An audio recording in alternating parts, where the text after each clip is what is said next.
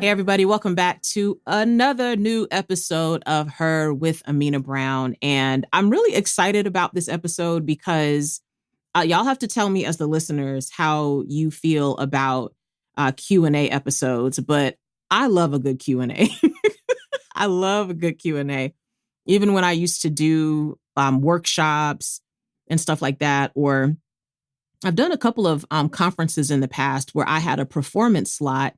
And then during the part where people would go to like breakout sessions or whatever, during that part, I would just have a session where it was just like open Q&A for people. And I'm sure that format probably makes some people feel really, really nervous about the idea that people are just going to be throwing questions at you and you don't know what they're going to ask. But I loved that format.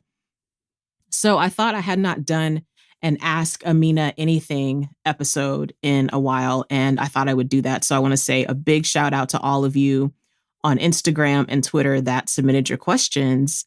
Let's get into it. Nish asked a very important question.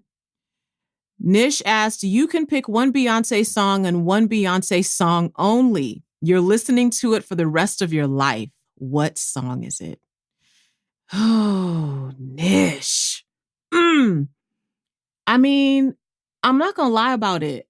I think it's Formation for me. Like, there's just something about the soul of that song, you know? You know how there are certain songs that become hits and then over time they kind of become like oversaturated to you, and then you have to go like a long period of time without listening to them. Like, I would say of Beyonce's hits, Single Ladies probably falls in that category, right?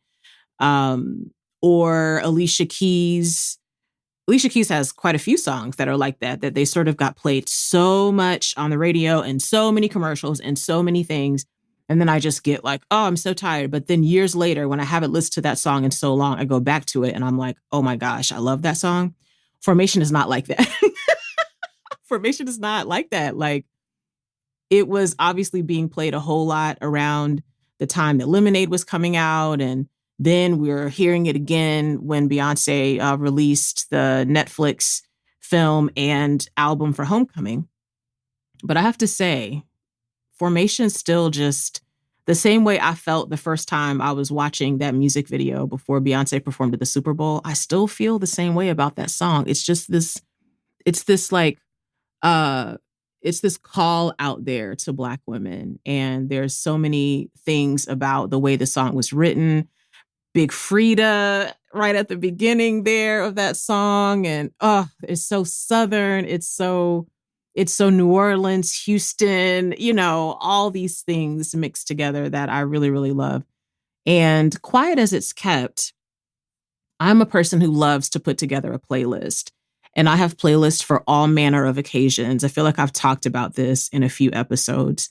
And one of my most recent one of my most recent playlists that I created was a Get On Up playlist, something that I can play in the morning to like get me going. And that type of playlist is great for a song like Formation. I also have a playlist called Womanship, and that song is definitely on my Womanship playlist. Like, it's just a playlist of all these songs that make me feel empowered and beautiful, that remind me of my confidence. So yeah, I'm pretty sure it's Formation for me. Thank you, Nish. That was a great question.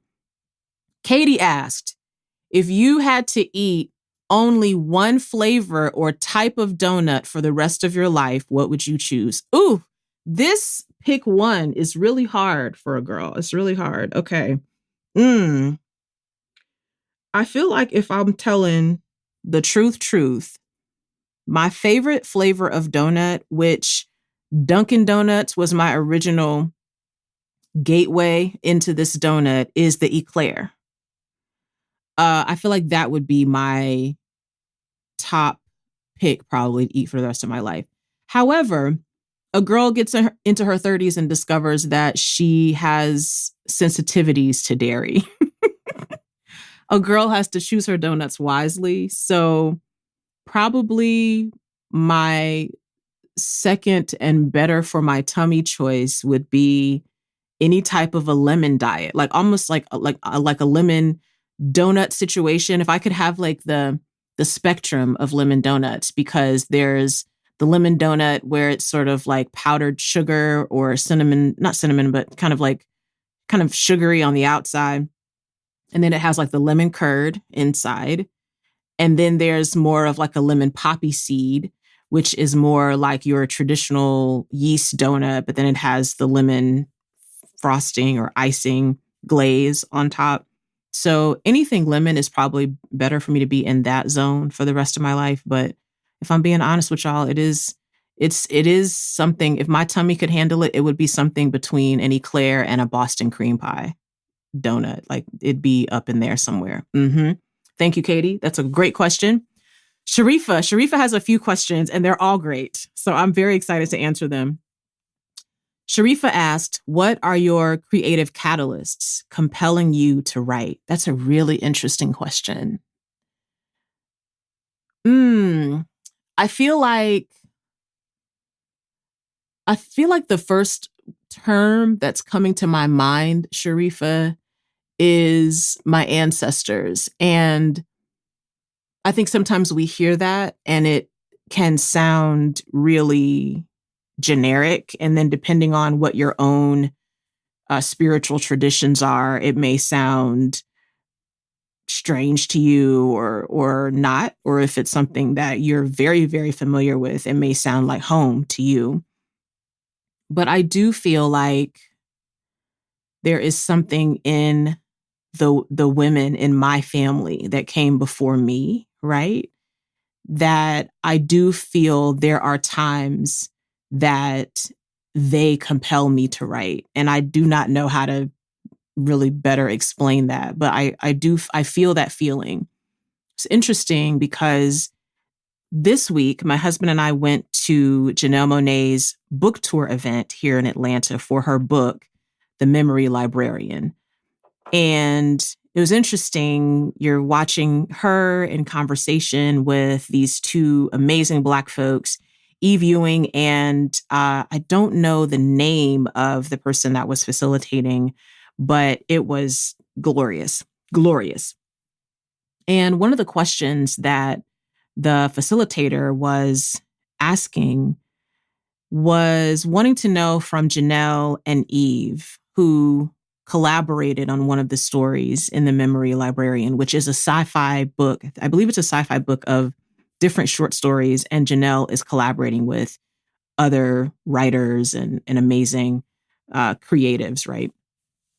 And the facilitator asked them if you could, with the consent of this person, if you could get someone else's memories and be able to study their life even more in depth, who would you pick? And I was thinking about my answer to that question. And the first thought that came to my mind was, I would want my great-grandmother, her mother, and her mother, right?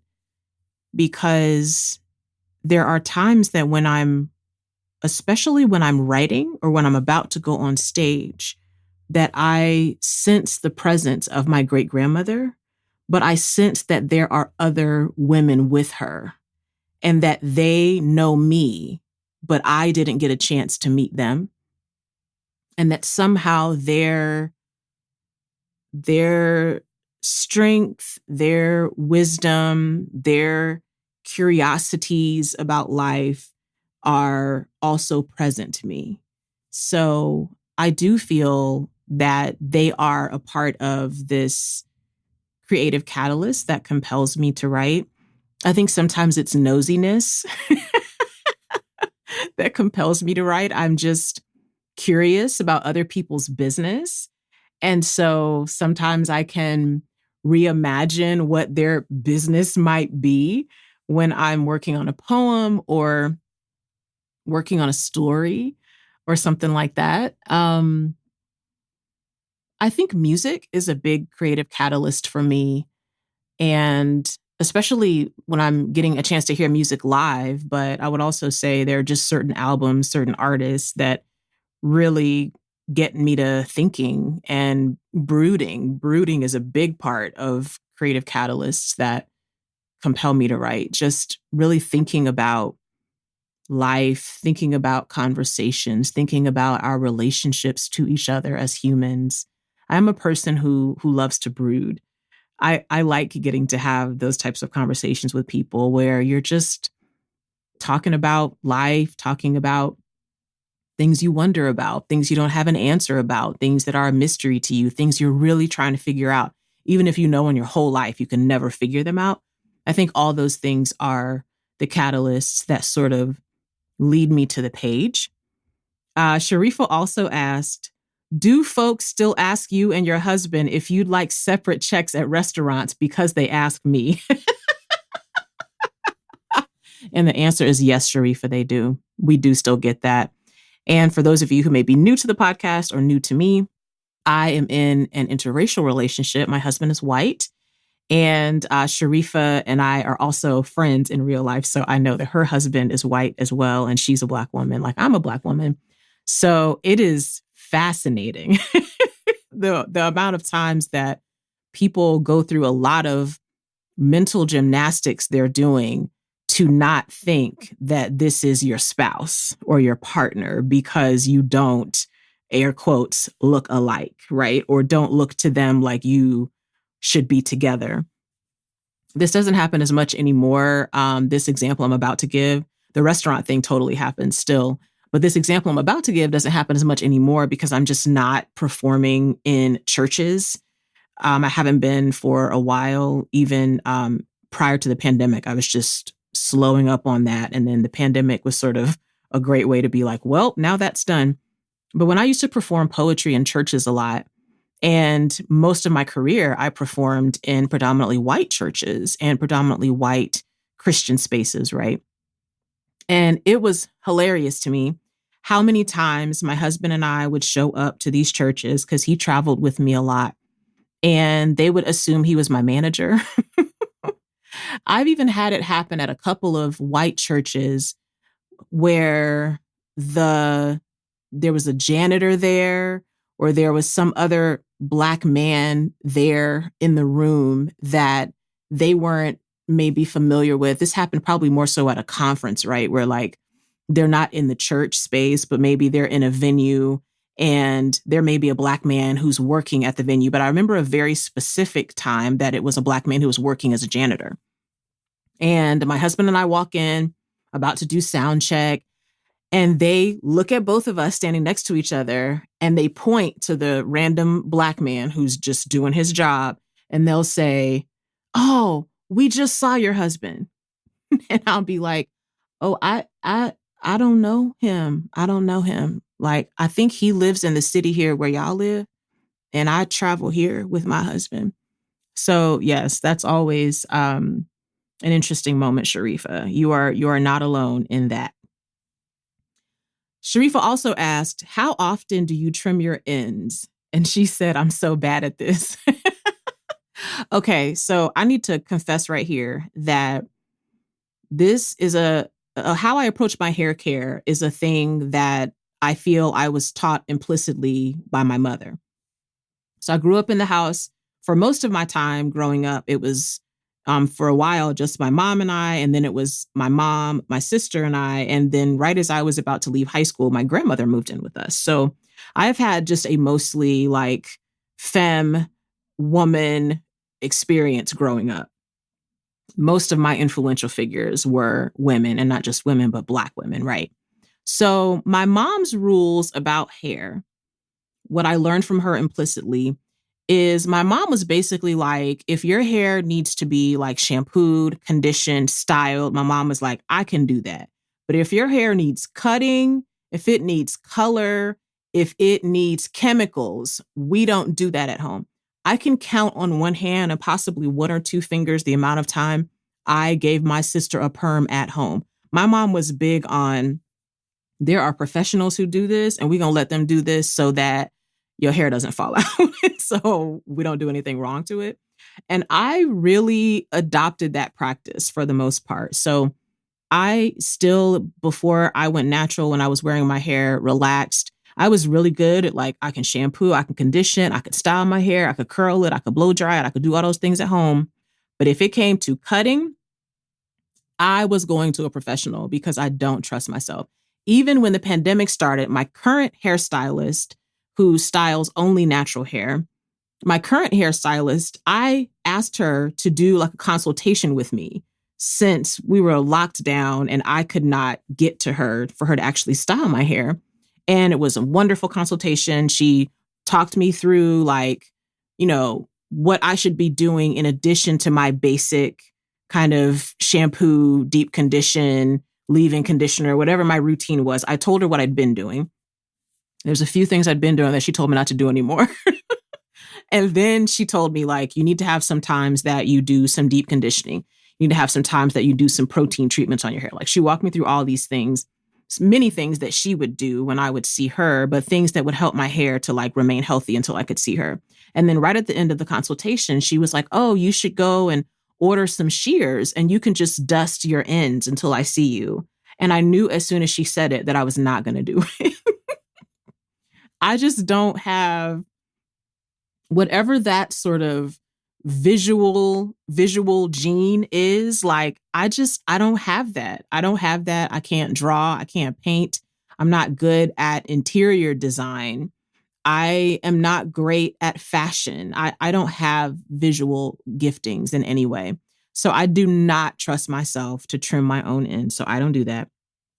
But I go see my hairstylist about every 8 to 10 weeks and I let her trim it. I'm going to tell you, and for anyone listening that is Black and has natural hair, and even for some of you that may not be Black, but you may have like really, really tight curly hair, it's really hard when it's time to get a trim.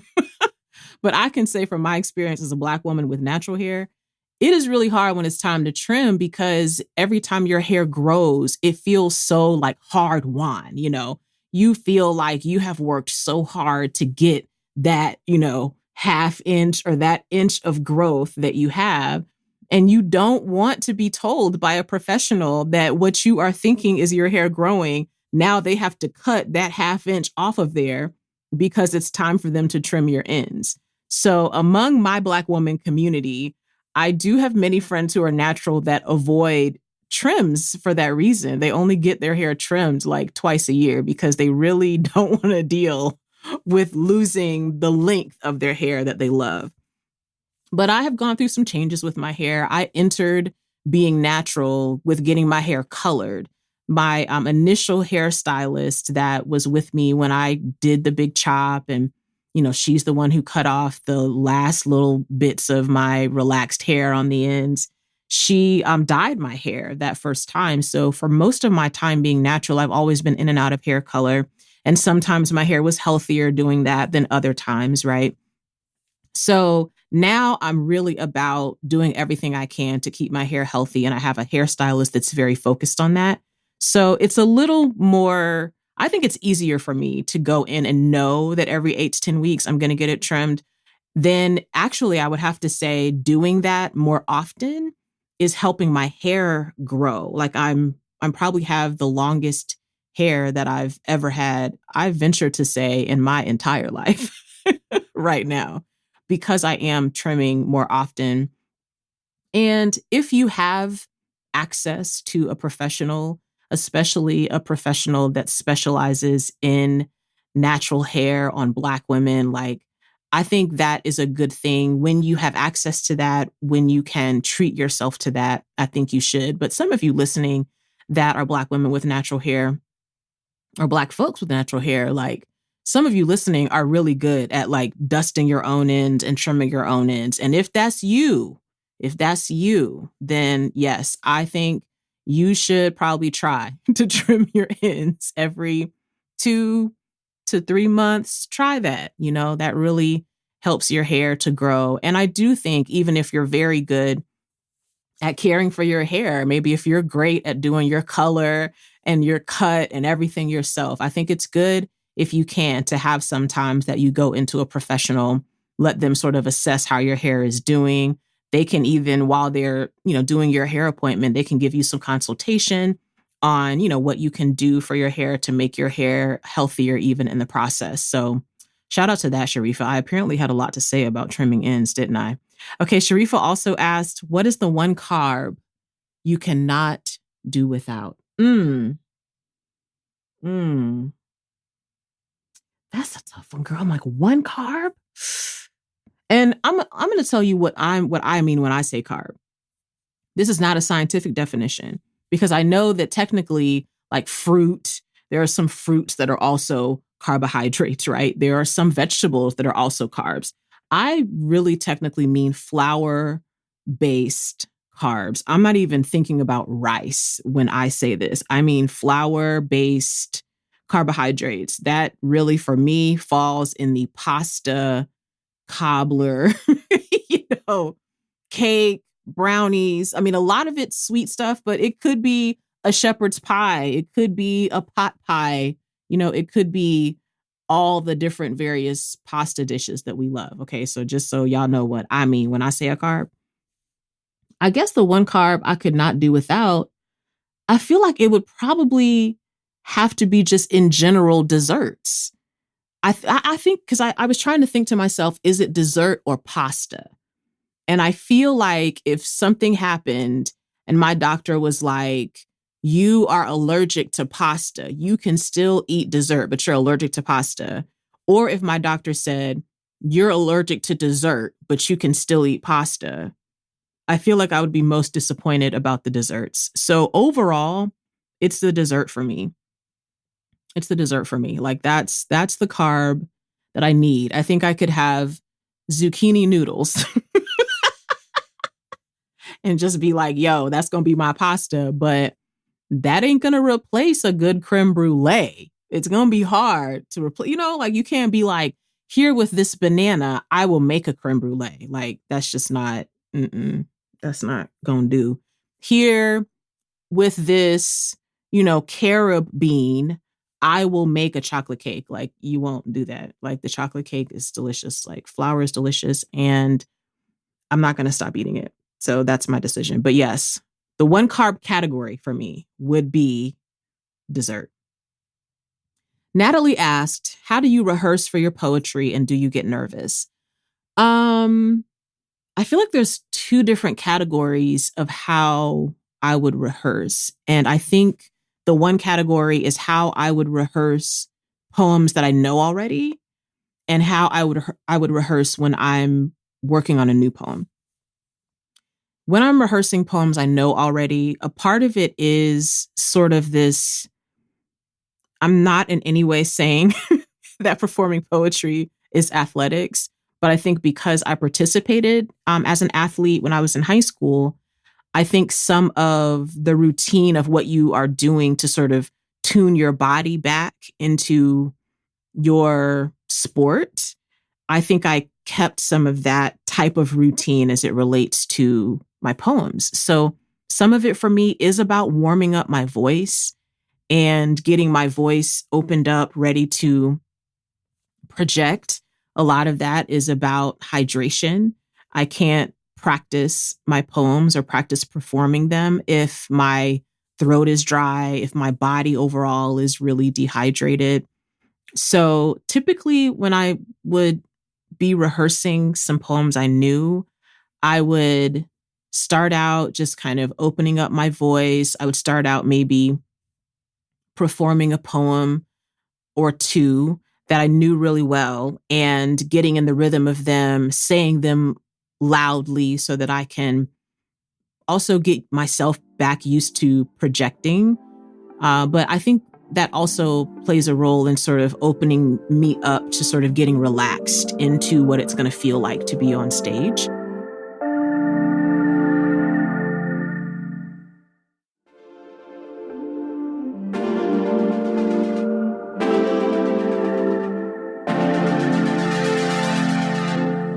I think that another part of that, especially when I'm not at home, like if I have a gig and I flew out of town to go to the gig and I'm in the hotel or I'm in the green room, like I'm within an hour or 2 hours from a performance, I do sing to warm up my voice, to ground myself. A lot of times I'll sing a hymn, and I typically sing hymns that I learned from my great grandmother, like, um, I'll sing Leaning on the Everlasting Arms. That's a hymn that my great grandmother taught me when I was a little girl. And I learned the hymn "Great is Thy Faithfulness" when I was a kid, but I learned it in church, like singing in the choir. So sometimes I'll take like to me, what is in part, it is in part a spiritual practice, I think, because whether I am performing poems that are explicitly about God or not, there's something very spiritual to me about performing poetry. And now, in the way my career is, I'm very rarely performing poems in any sort of a Christian or faith-based type of setting. I'm getting to do a performance and do pieces about my life, about my husband, about my hair, and whatever else. So sometimes I might still sing, or sometimes I might sing an India Ari song. But I think the singing is about this opening up of the voice, opening up of my soul. It's about grounding me. And I like to sing what I would call like a memory song, like a song that I have really wonderful memories about. And something about singing that, like it does the physical work, I think, of helping me rehearse, but it also is doing some soul work for me too. And then a lot of times I will rehearse the poems, say them out loud. I pace a lot. And then now the way my poetry sets are, when I first started in my career, I was performing my poems one at a time. Well, now I'm doing sets of poetry. Could be 30 minutes, could be an hour long, right? So I'm practicing the poems, but I also have to think about what is the set of poetry I want to do. So say in an hour, I want to do 6 poems, and then I'm going to tell stories in between the 6 poems. Then a lot of times when I'm rehearsing, I'm thinking through like, what's the usual story I tell to get between these 2 poems? Do I have a new angle I want to take on that or want to try? And then I kind of got to fumble through that and talk through that a little bit out loud to myself. And then kind of once I talk it together, I can kind of get it together enough to try it out on stage. So I would say that's one way. And if it's a new poem that I'm memorizing and rehearsing, I typically do that in these 20-minute rotations. I start out by handwriting the piece 3 times, and then I will so when I say 20-minute rotations, I mean like 20 minutes on, 20 minutes off, right? Once I've handwritten it, then when I come back to my 20 minutes on, I'll start kind of reciting the poem from the page and just keep going at it line by line, stanza by stanza until I think I've got most of it. Pre-pandemic, when all the open mics were around, I would take that poem out to an open mic too. Try to take it out a few times before I bring it to like the stage where I got booked to perform this thing. But sometimes I didn't get to do that. So I also just reserve the right as a poet to say to the audience, hey, I've got this new piece. Is it okay if I try it out in front of y'all?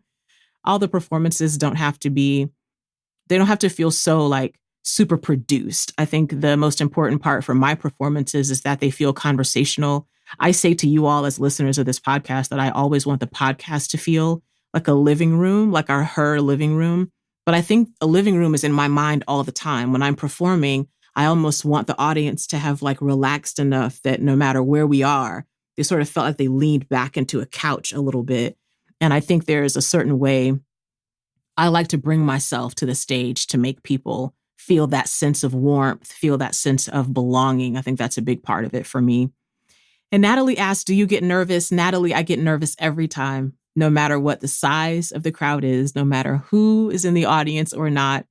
If I had to perform that poem in front of 2 people or 2,000 people, I would still be nervous.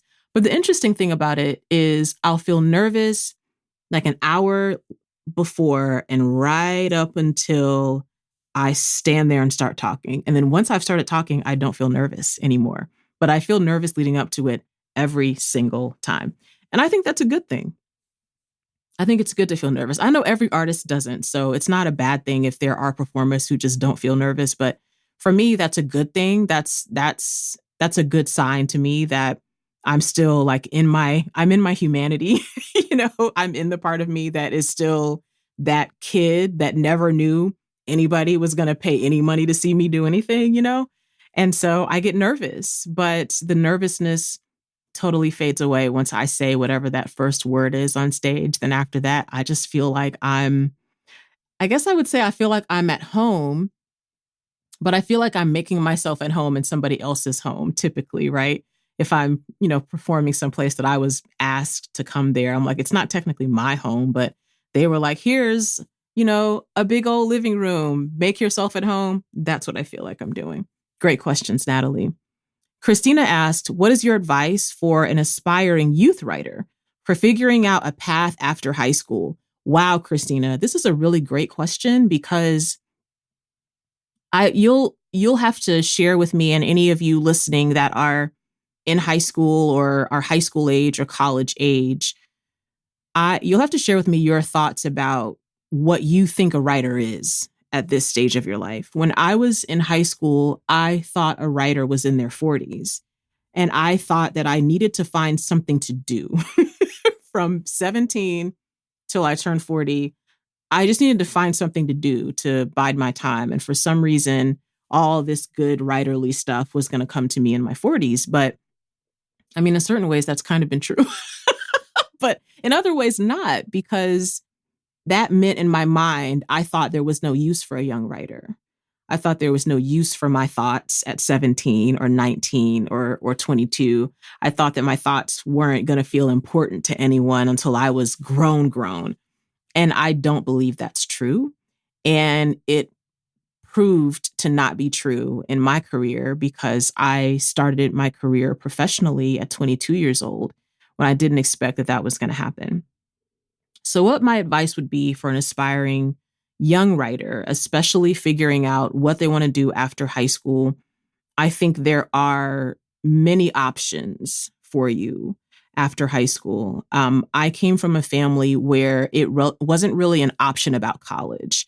It wasn't like, you could do this, you could do this, you could do this, or you could go to college. It was like once I was a little kid, everyone just referred to that as when you get to college, you'll see this. When you get to college, you'll experience that, So I really just didn't have any other thoughts other than attending college. I don't believe necessarily that college is the path for everyone.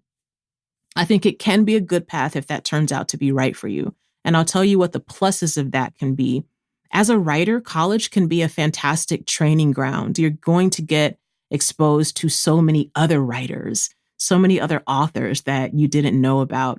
I graduated from Spelman College. I'm actually celebrating my 20-year college reunion this year. Who can believe it? Who can believe it? And when I think about that, I think about, especially having gone to a historically Black and historically all woman college, I think about all the writers that I either was exposed to or took a much deeper dive into them. I mean, I got to read Zora Neale Hurston and Langston Hughes, one of my professors. Shout out to Dr. Harper, was and is a Langston Hughes scholar. I got to read Frantz Fanon and Chinua Achebe. I got to read Beverly Gosh-Sheftal and Audre Lorde. I was reading so many amazing writers, So I think one of the pluses to college is that it kind of forces you into this spot that you are typically doing more reading than you might have done by yourself because you sort of have this structure of classes and different things, essays to write and all that. So I think college can be a wonderful experience for a writer.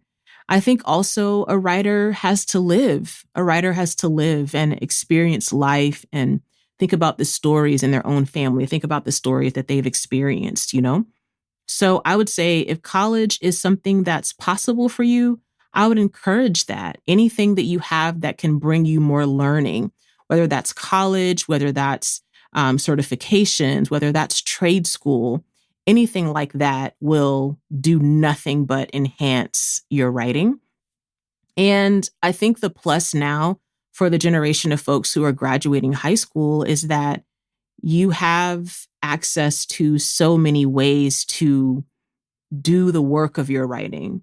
When I was coming out of high school, it was sort of like if you were a writer, people were just like, okay, so you're going to put out a book. There weren't really blogs that existed that much at that time in the late 90s. There definitely wasn't social media as we know it today.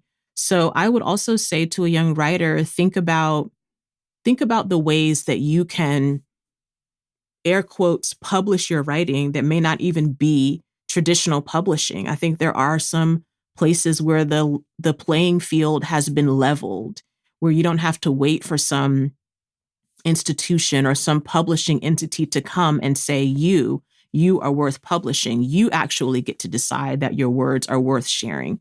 And there are a lot of platforms that, you can do that.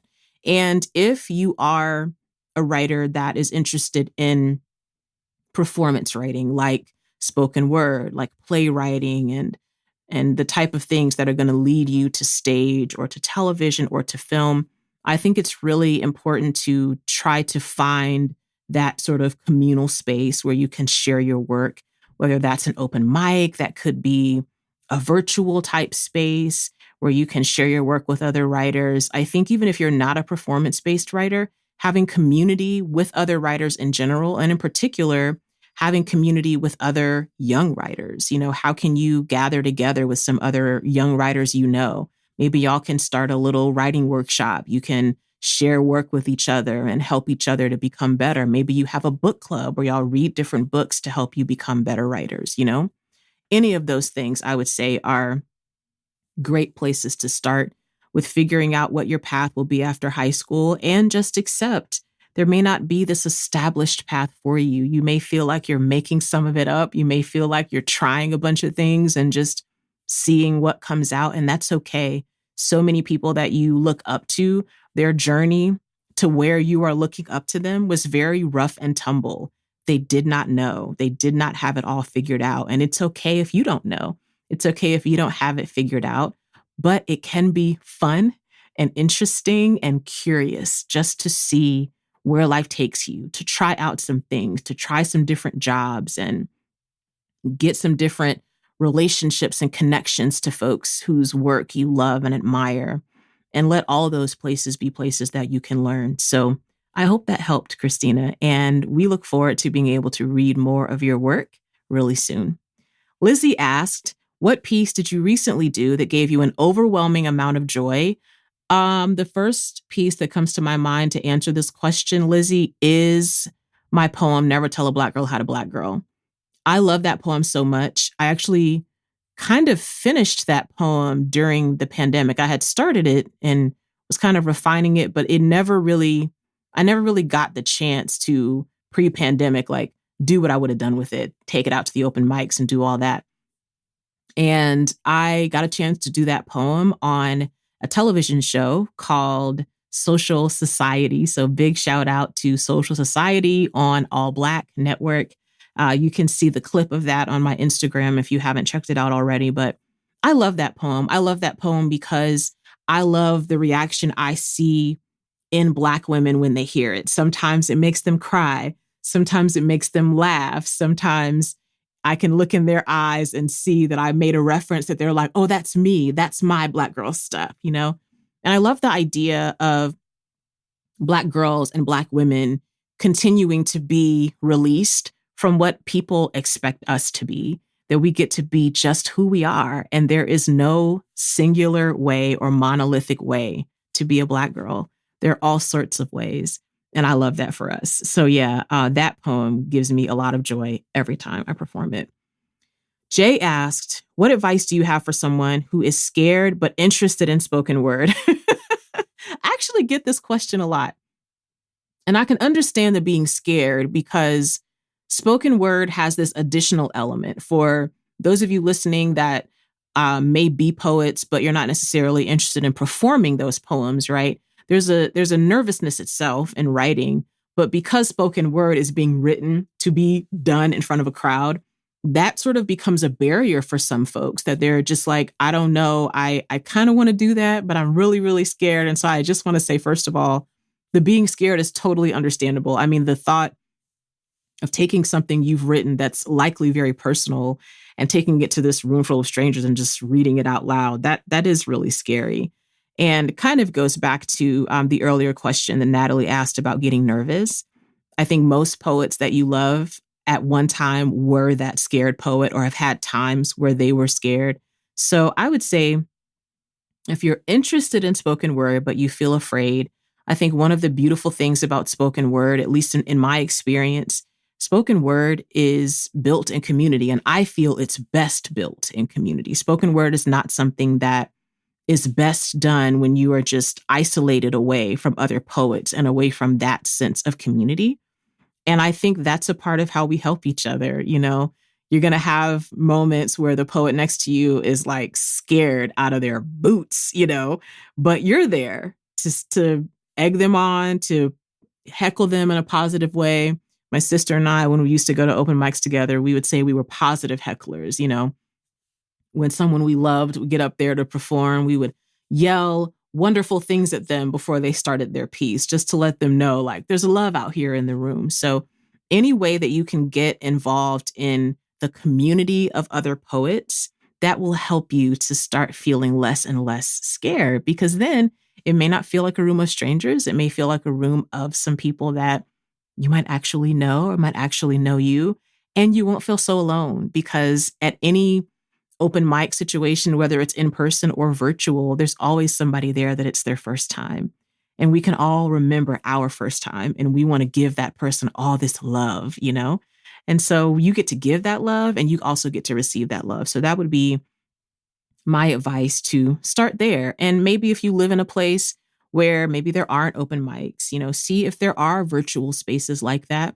Or kind of like I was talking about with Christina, think about, are there other writers that you know? You can also build your own community if you don't have access to one.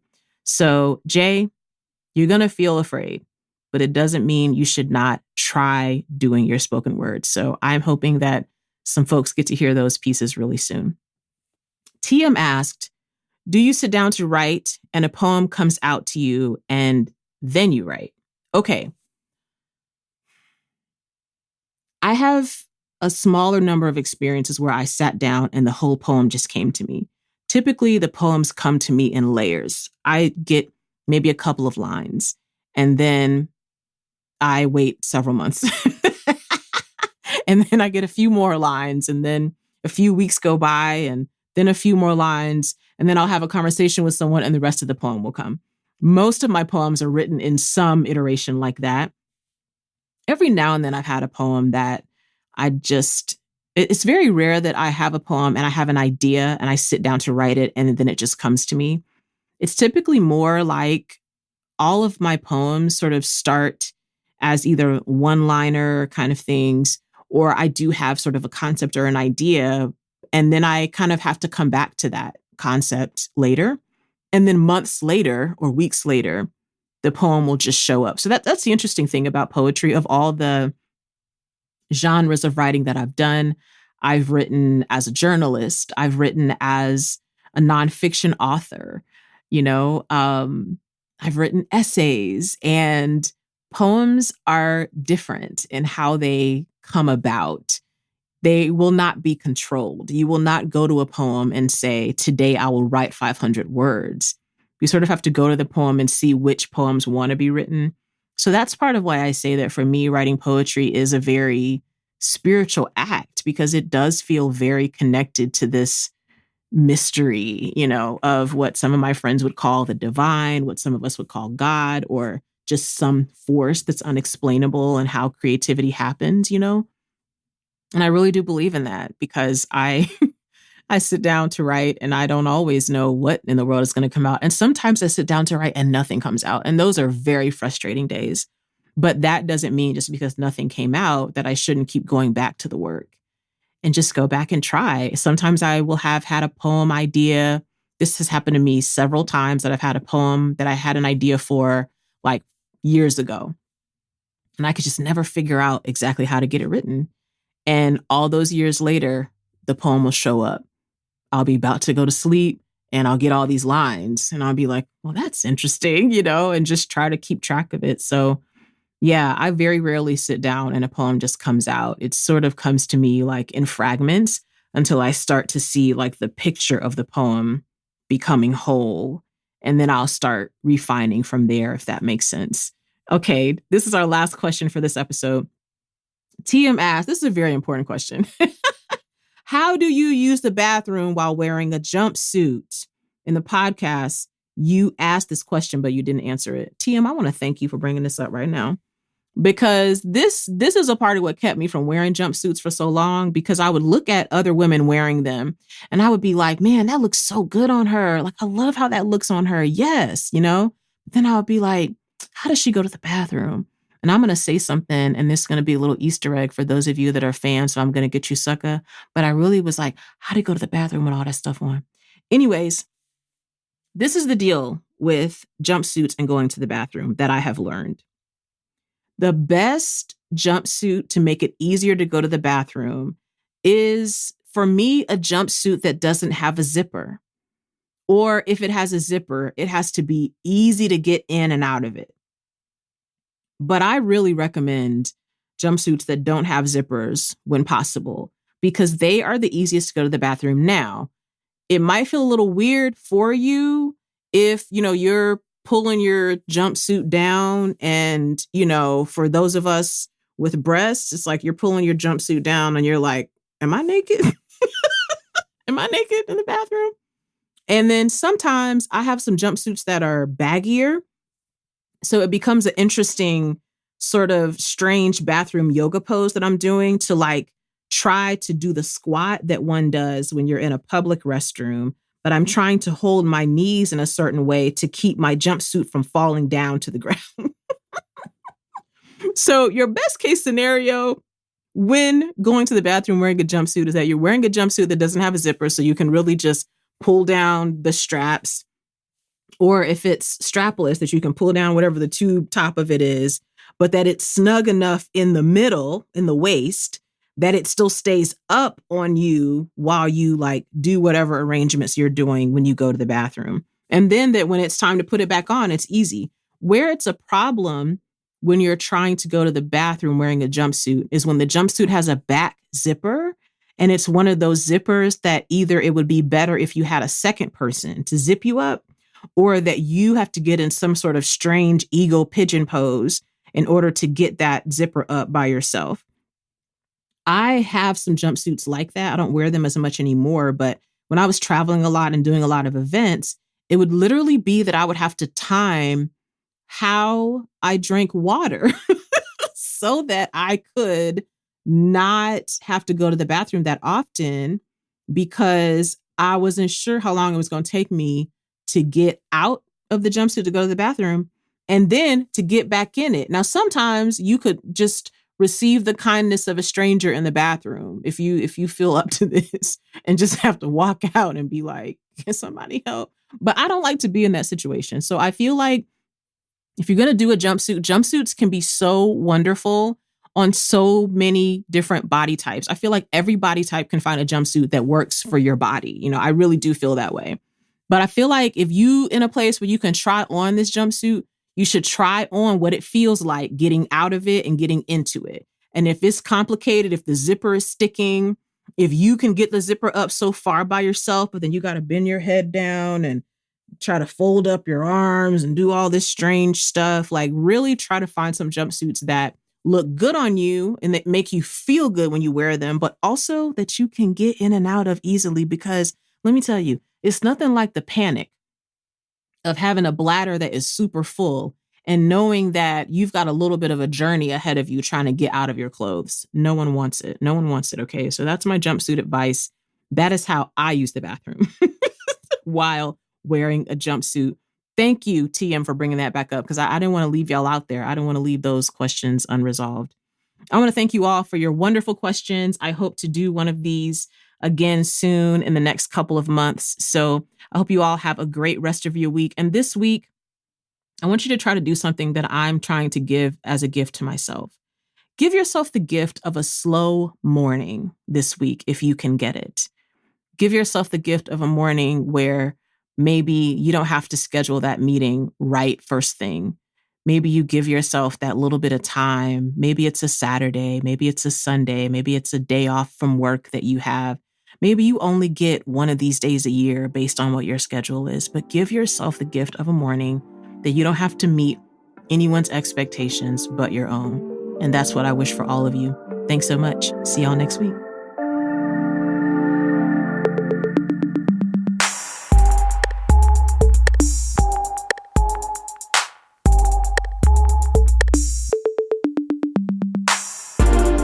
Amena Brown is produced by Matt Owen for Soul Graffiti Productions as a part of the Seneca Women Podcast Network in partnership with iHeartRadio. Thanks for listening, and don't forget to subscribe, rate, and review the podcast.